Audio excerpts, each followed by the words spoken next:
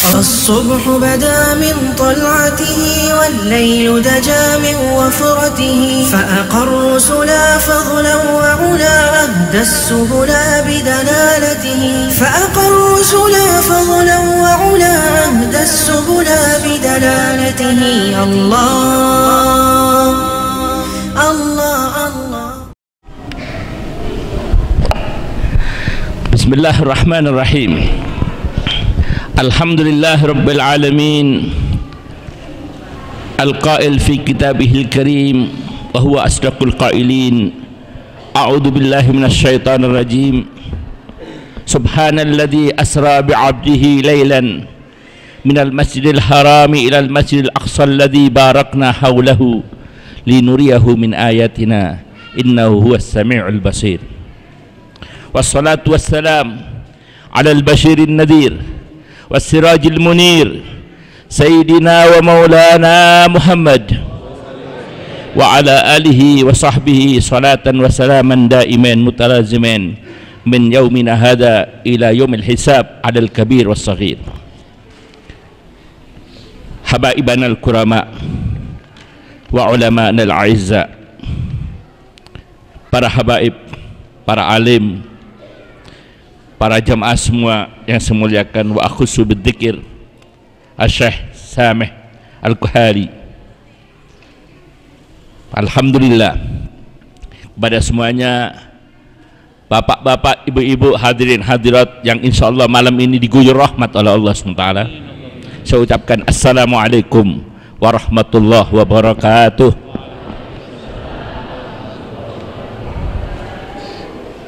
Peristiwa dahsyat agung tidak mungkin bisa terjadi kalau tidak dengan kuasa Allah. Mencengangkan, Allah memulai cerita tentang peristiwa Isra dan Mi'raj ini dengan tasbih. Allah bertasbih atas dirinya. Allah mengatakan subhanalladzi asra bi'abdihi. Kita kalau melihat sesuatu yang dahsyat, yang luar biasa, yang mentakjubkan, kita sebut subhanallah. Kita lihat langit yang besar, yang megah, subhanallah. Lihat gunung yang kokoh, subhanallah. Apa maksudnya? Semua bisa terjadi kalau Allah yang mau.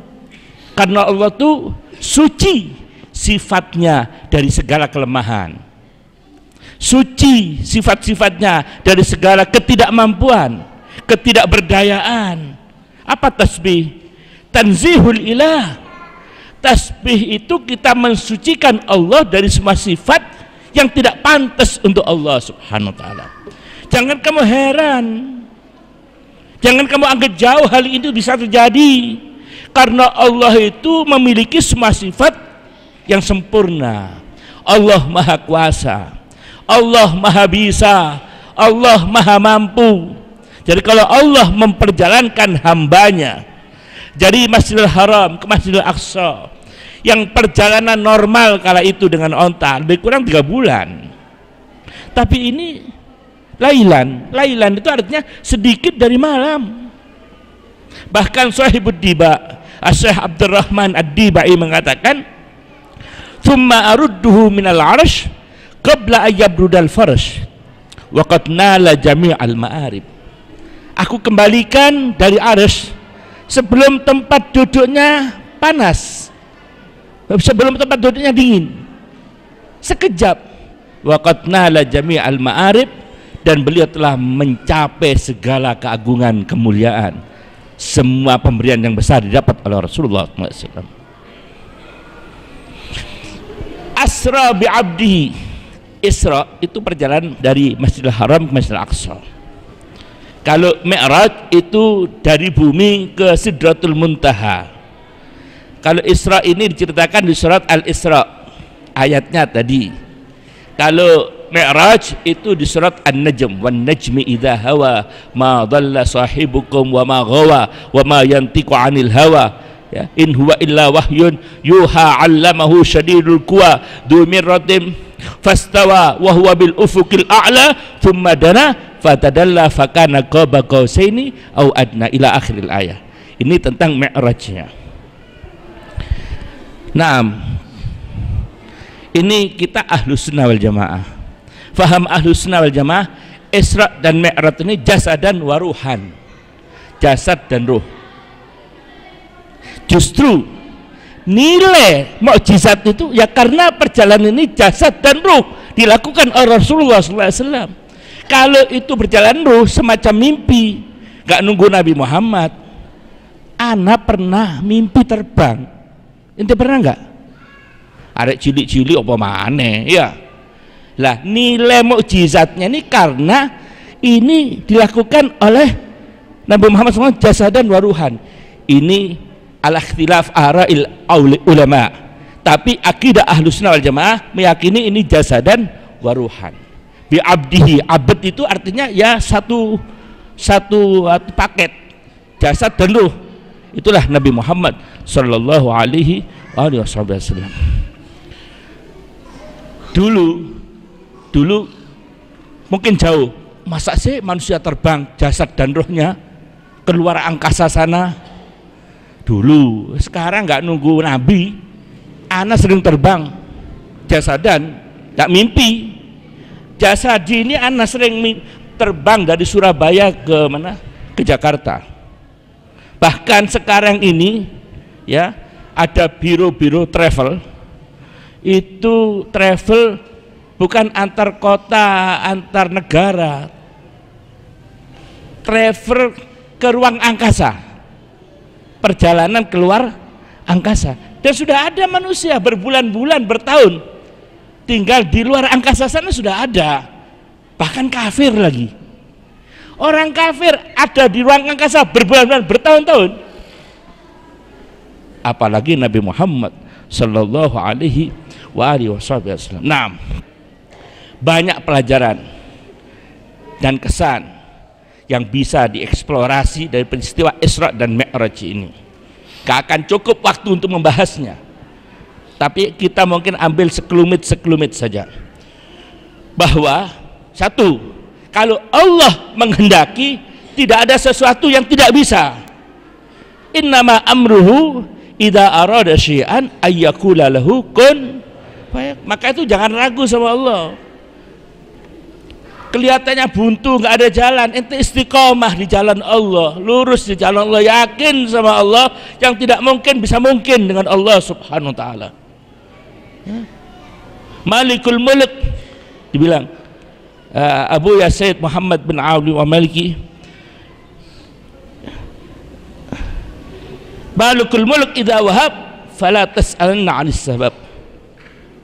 Kalau Malikul Mulk, raja di raja, Allah subhanahu wa ta'ala mau ngasih kamu sesuatu, jangan tanya sebab. Ada sebab nggak ada sebab. Kalau Allah mau jadi sebabnya pun Allah yang mau dijadikan sebabnya. Idza aradallahu syai'an hayya as-sabab. Kalau Allah menghendaki sesuatu, nggak ada sebabnya, dibikinkan sebabnya oleh Allah subhanahu wa ta'ala.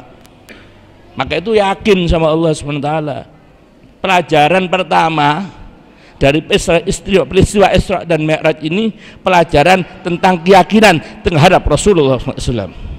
Maka waktu itu Abu Jahal seakan menemukan amunisi untuk menyerang umat-umat Islam pengikut Rasulullah SAW. Seakan ini kelemahan.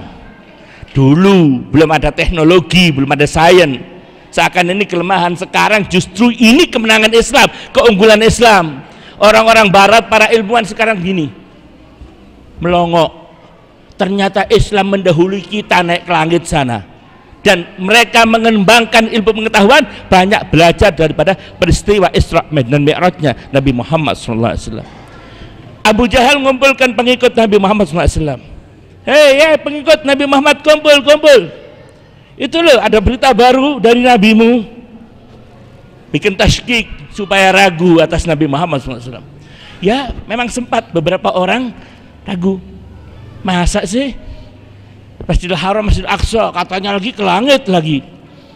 Lintas Nabi Muhammad bukan hanya lintas langit, jawaza sab'at tibaq wa salah hadratil itlaq, lintas ruang, lintas waktu, masa lalu dikunjungi lagi, masa depan akan datang ditengok Nabi Muhammad, surga, neraka, barzah, semuanya lintas ruang, lintas waktu untuk perjalanan Nabi Muhammad SAW yang tidak bisa dilakukan oleh manusia biasa. Ini luar biasa. Nabi Muhammad SAW terbang. Tadi Nabi Muhammad tidak diperintah nyoplok sandal. Ya.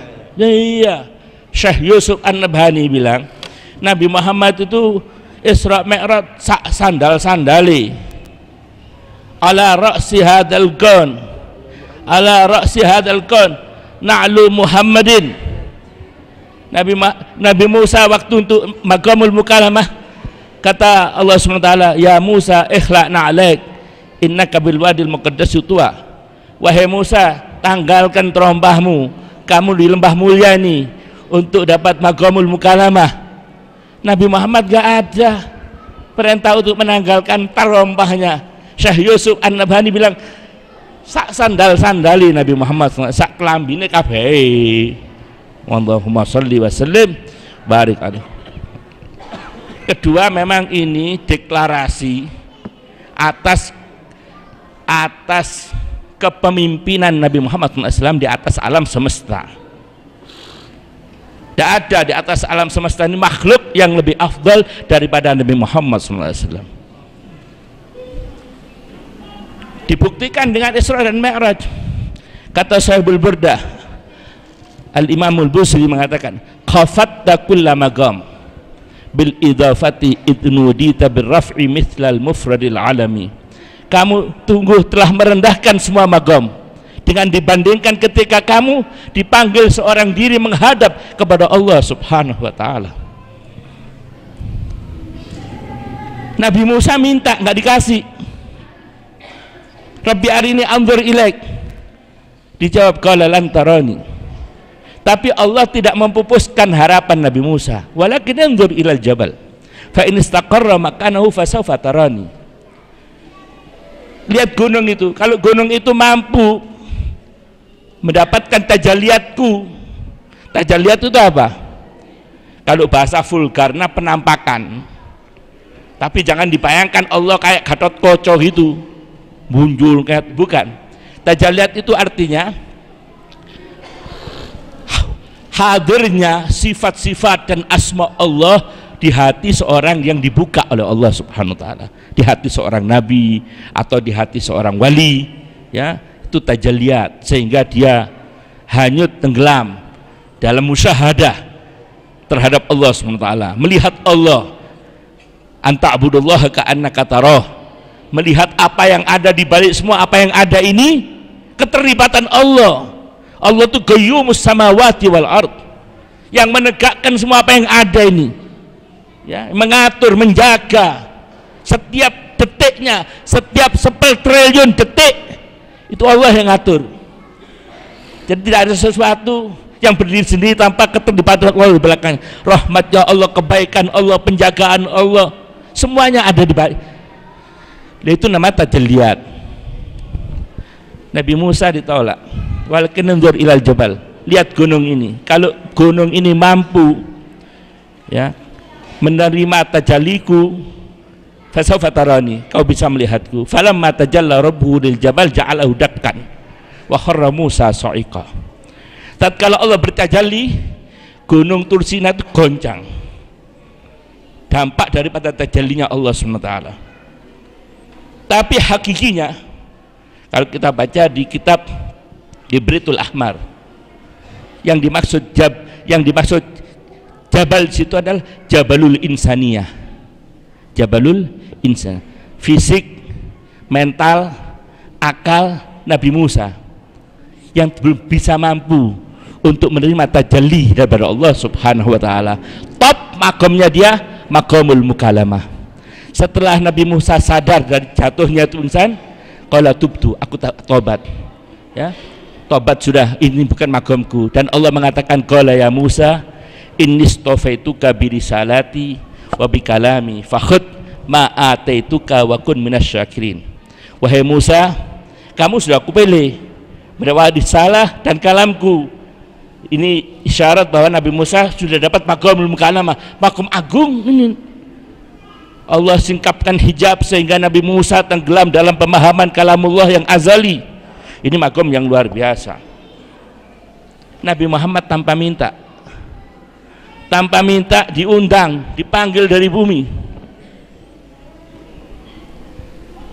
Perjalanan dari satu stasiun ke stasiun yang lain, di stasiun Antariksa ini dibawa ke atas.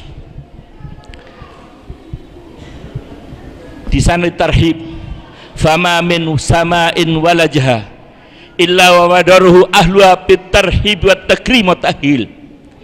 Penduduk langit mendapat kehormatan dengan datangnya Rasulullah, disambut subhanallah walhamdulillah wala ilaha illallah Allah tarhib untuk Nabi Muhammad SAW. Di mana langit dimasuki, di situ disambut oleh para malaikat, oleh para anbiya yang arwahnya ada di langit-langit sana. Luar biasa. Ini makom azim. Yang luar biasanya, lihat ibarah yang disampaikan oleh Habib Ali bin Muhammad Al-Habsyi. Apa kata Habib Ali bin Muhammad Al-Habsyi? Makomnya Nabi Muhammad ini gak bisa dijangkau. Tapi yang ana heran juga jangkauan Habib Ali dalam memahami makom Nabi Muhammad ini. Walaupun semua orang terbatas, ya. Rutabun taskutul amani hasra dunaha ma wara'ahuna wara'u. Aqala al-Habib sallallahu alaihi wasallam min sirriha ma aqal.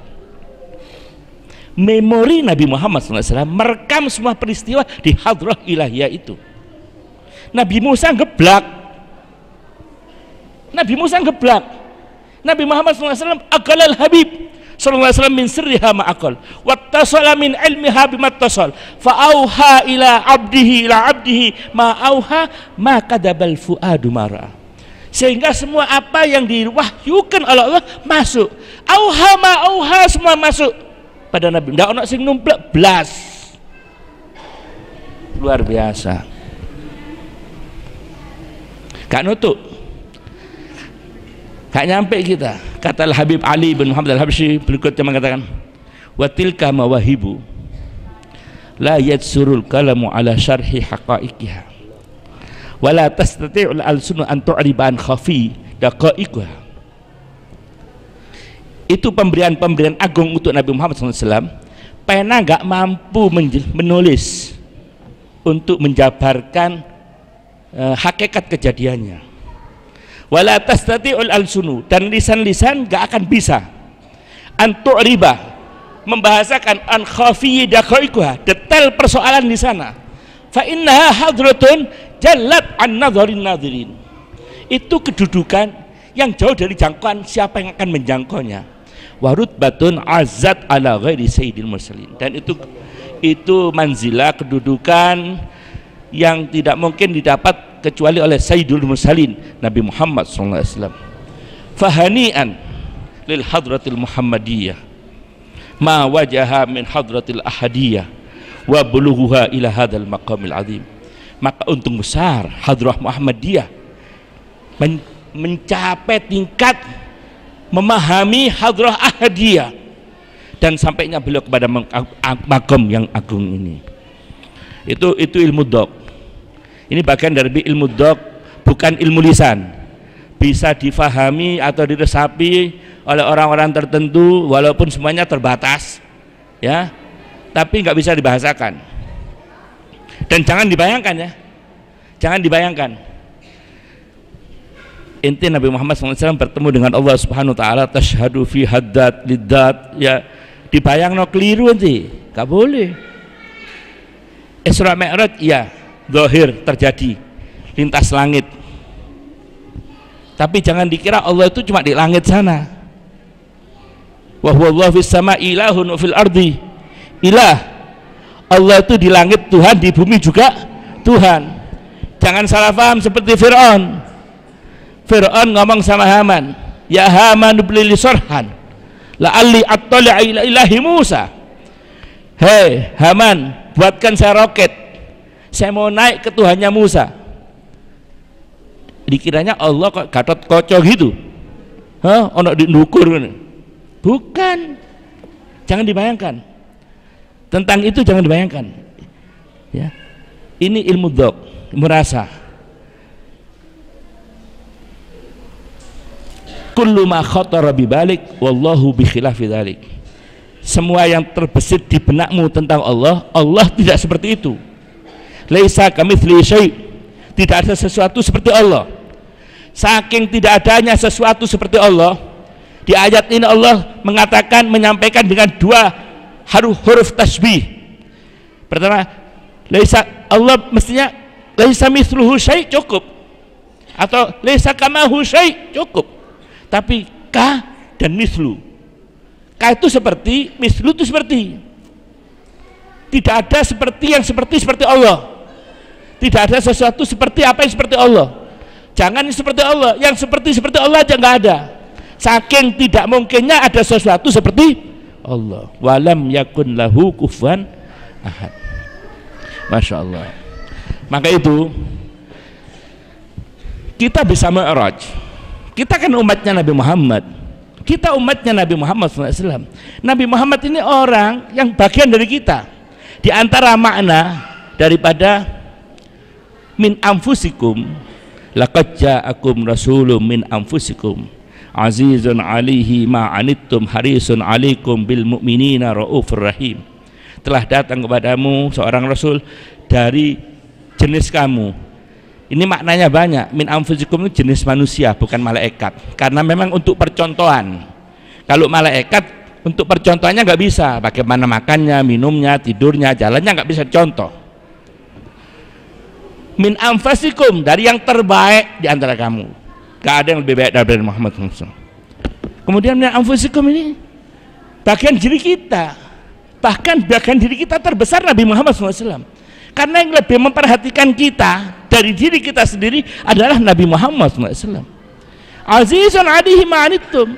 Beliau yang paling prihatin terhadap semua penderitaan yang kita alami. Ma min muslimin yushaku bi syaukatin illa wa ajidu alamaha. Tidak seorang muslim pun tertusuk duri, saya ikut merasakan sakitnya, kata Rasulullah SAW. Jadi betul-betul min anfusikum.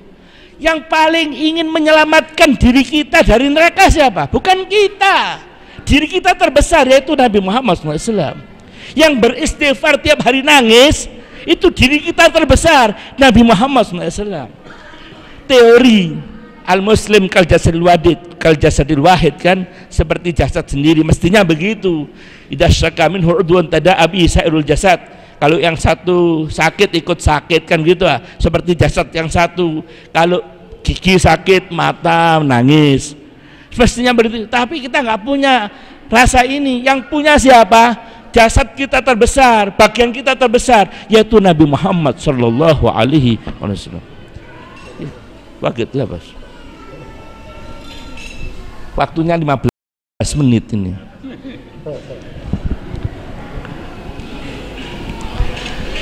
Nah, Nabi Muhammad SAW Isra Mi'raj. Isra dan Mi'raj ini ubudiyah terbesar. Kedekatan Nabi Muhammad SAW yang tertinggi yang pernah diwujudkan. Kita umatnya diperjuangkan juga di sana.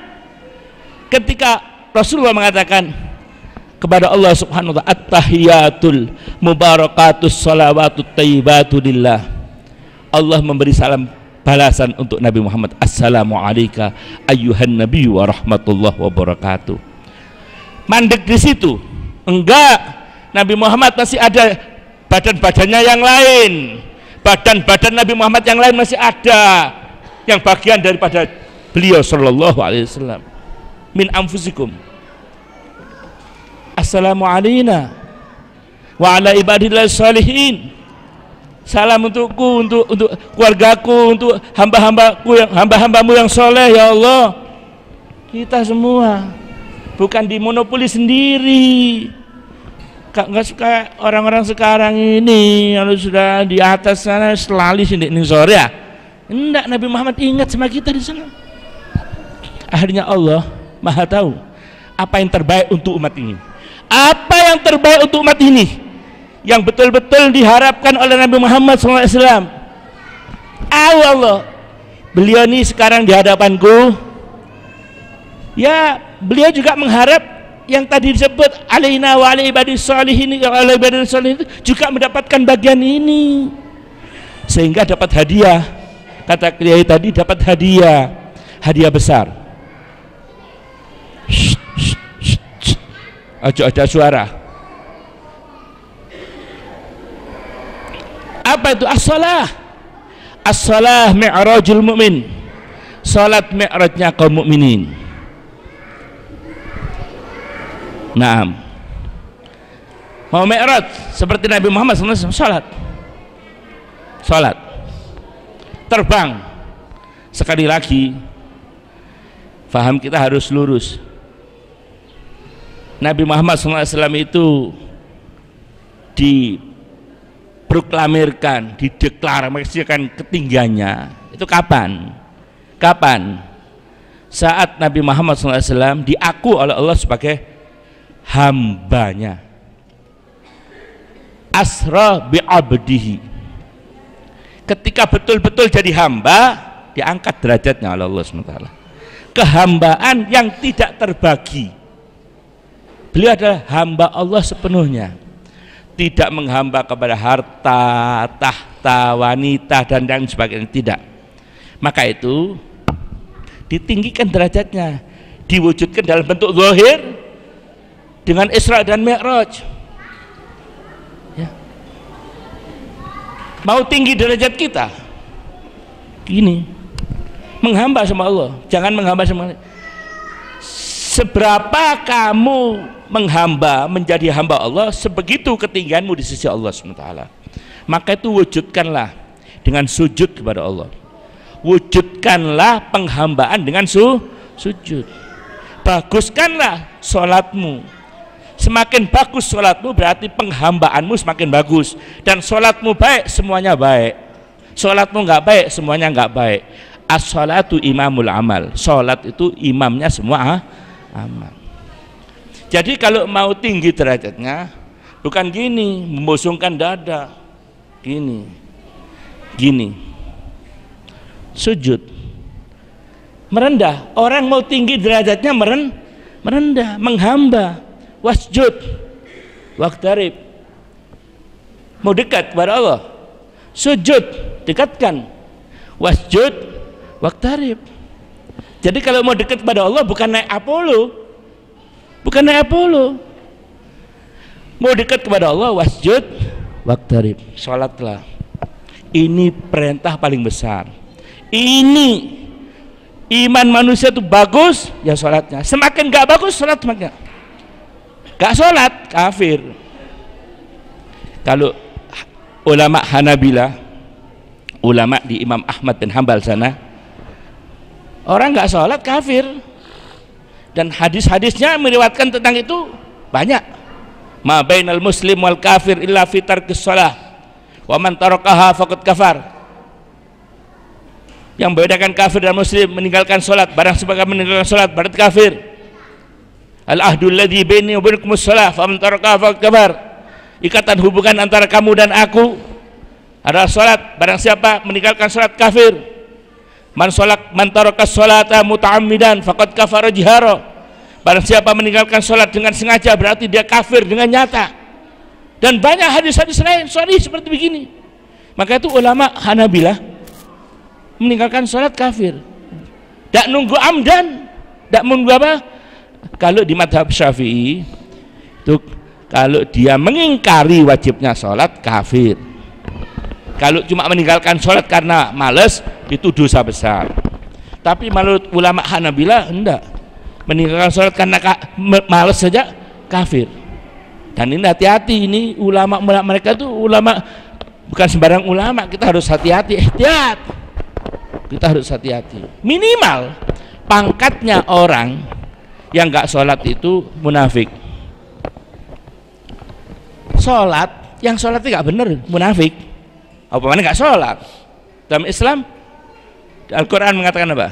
Innal munafiqina yukhadi'unallah wa huwa khadi'uhum wa idza qamu ila sholati qamu kusala yura'unan nasa wa la yadhkurunallaha illa qalila. Orang-orang munafik itu ngelabui Allah, ngaku beriman tapi nggak sholat. Wa idza qamu ila sholati qamu kusala. Kalau mereka sholat males sholatnya. Kalaupun sholat yuraunan nas, riya, ingin dipuji orang, wala yadhkurunallaha illa qalila. Minimal males sholat itu pangkatnya munafik. Dan hukumannya, karena ini perintah terbesar, barometer iman seseorang, nggak ada hukuman atas kejahatan dosa di dunia ini yang lebih besar daripada hukuman sholat. Kalau orang mencuri dipotong tangan, kalau orang berzina dirajam atau dicambuk dan lain sebagainya. Untuk orang yang tidak sholat bagaimana hukumannya? Kalau ada orang meninggalkan sholat zuhur dalam syariat ini, masuk waktu asar dia belum sholat zuhur, waktu asar tetap dia disuruh tobat. Kalau dia tobat, sholat zuhurnya suruh qadha di waktu asar. Tapi kalau masuk waktu maghrib dia juga belum sholat zuhur dan belum juga sholat asar, tidak perlu nunggu waktu isya, orang itu sudah harus dipenggal kepalanya. Karena ini penyebab kalau sudah nggak sholat semua kejahatan dikerjakan. Tapi kalau sholatnya bagus, maka itu awwalu ma yuhasab 'alal 'abdi yaumil qiyamah as-shalah. Yang pertama dihisab yaumil qiyamah adalah shalah. In wujidat tamatan kubilat wasairu amali wa in wujidat naqisatan ruddat wasairu amali. Kalau didapatkan sholatnya bagus, yang lain sudah yuhasabu hisaban yasira, berarti bagus yang lain. Tapi kalau sholatnya nggak bagus, wah ditolak semuanya, berarti yang lain nggak bagus. Dan di yaumul qiyamah untuk orang yang nggak sholat itu oleh Allah tidak dimasuk ke neraka. Pak, Bu, dengar ya, orang yang tidak sholat di hari kiamat di mana di akhirat nanti tidak dimasukkan neraka. Dimasukkan mana? Surga. Neraka saja tidak, kok surga. Ini ancamannya dalam Al-Quran. Wailun lil musallin. Neraka, well untuk yang sholat. Orang yang sholat diancam well. Alladzina hum an sholatihim sahun. Itu orang yang sholat yang waktunya lalai dari waktu-waktunya sholat, gak tepat waktu, diancam well. Sayyidina Abdullah bin Abbas ditanya, apa itu well? Dia bilang wadin fi jahannam. Well itu jurang dalam neraka jahanam. Kemudian ada ayat lagi, fakhalafa min ba'dihim khalfun. Ayat kedua, fi jannatin yatasaalun 'anil mujrimin ma salakakum fi saqar qalu lam nakum minal musallin wa lam nakun nut'imul miskin wa kunna nakhudhu ma'al khaidin wa kunna nukadzibu biddin hatta atana ila akhir ayat. Orang-orang surga tanya kepada orang yang di sakor, apa yang membuat kamu masuk sakor? Dan kami dulu nggak sholat, kemudian kami nggak peduli pada anak-anak orang-orang miskin, kami nggak mengeluarkan zakat, dan akhirnya kami kumpul dengan orang yang nggak benar. Kata para ulama, gara-gara nggak sholat zakatnya nggak dikeluarkan, gara-gara nggak sholat bergaul dengan orang nggak benar, itu dampak daripada tidak sholat. Sayyidina Abdullah bin Abbas tanya, apa itu sakor? Wadin fi jahannam. Sakor itu jurang dalam neraka jahannam. Ada ayat lagi, fa khalafa min ba'dihim khalfun adha'us salata wattaba'us syahawati fasawfa yalqawna ghayya. Mereka meninggalkan suatu generasi yang generasi itu melalaikan sholat, meninggalkan sholat dan memperturutkan syahwat. Kata para ulama, karena meninggalkan sholat akhirnya jadi budak syahwat, itu dampaknya. Apa? Kemudian fasawfa yalqawna ghayya, mereka menemukan ghayya. Secara umum para ulama mentafsiri ghayya itu adalah kehidupan yang menyengsarakan. Jadi seperti tadi disampaikan oleh Ki Abdus Salam, nonsen, omong kosong. Manusia mau sukses, mau hidup bahagia nggak sholat, omong kosong. Apa mana melarat, sing sugih nggak bakal bahagia. Miliaran, triliunan nggak sholat, nggak bisa bahagia, nggak bisa. Banyak masalah dia. Semakin banyak harta, semakin banyak masalah. Mau bahagia, sholat. Wa'mur ahlaka bis salat wastabir 'alaiha la nas'aluka rizqa nahnu narzuquk. Jaminan dari Allah Subhanahu wa taala, salat. Maka itu kalau adzan itu seperti ini. hayya 'alas shalah, hayya 'alal falah. Ayo sholat, ayo menuju keberuntungan. Artinya kamu sholat dulu. Kalau kamu nggak sholat, kamu nggak bisa menuju keberuntungan. Kemudian Sayyidina Abdullah bin Abbas tanya juga, apa itu ghaya? Dibilang ghaya itu wadin fi jahannam, jurang dalam neraka jahanam. Jadi orang yang nggak sholat nggak dimasuk ke neraka oleh Allah, kaentengen dilebokno jurang-jurangin rokok. Itu yang muslim, yang kafir sudah gak perlu perintah sholat, memang sudah ingkar. Dan ini identik dengan ancaman Allah untuk orang-orang munafik. Apa kata Allah SWT? Innal munafiqina fid darkil asfali minan nar.